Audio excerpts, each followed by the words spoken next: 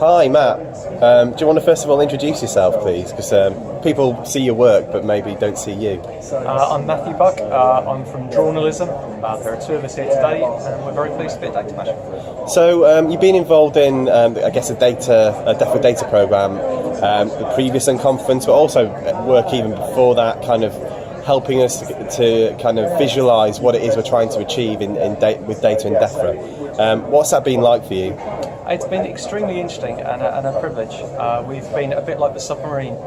We've been in from the start, which has been lovely, and it's gone from absolute first principles. One of the speakers here today, Lucy Knight, has just given an excellent session about the value of iterating from first principles, which often means scribbling on a post-it note or a piece of paper, and not being afraid to make a mistake and not worrying about colouring in neatly. And that's pretty much what we do. So it's been extremely interesting and a privilege, I say. Great. I mean, I think one of the things that's so impressive when people see your work is actually you're taking something really arcane and stuff that a subject matter that some people find really hard to even grasp. But you make it make it come alive. I mean, how do you go about taking some of those really complex technical ideas and turning them into something that people can understand? It's a great question. It's really hard, actually, in truth, to answer because sometimes you don't want to poke too deeply. But if I was going to try and answer it, I would say that it is a listening skill. And if you listen harder, in the old saying, 2 ears, 1 mouth, you unlock more than you do if you speak.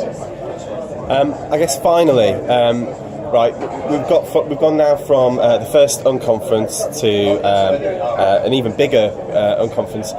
Where do you see this going? Do you think we're just going to get bigger conferences? Are you going to have more people and more graphics being drawn in different sessions? Or, I mean, what's your feeling about what's a happy medium? Maybe it's a lovely a lovely question. There are a million different ways we can do this. Yeah. People know us best for this because it's a very obvious public display, and that's got a great deal of value. But there's a before piece of it, which is to your first question about working with the Defra Digital Transformation Programme, and then there's an after piece to it, and the same skills and needs attain, and that's very much what journalism is about. So we hope we'll carry on. We expect the form to change a bit, but this is natural.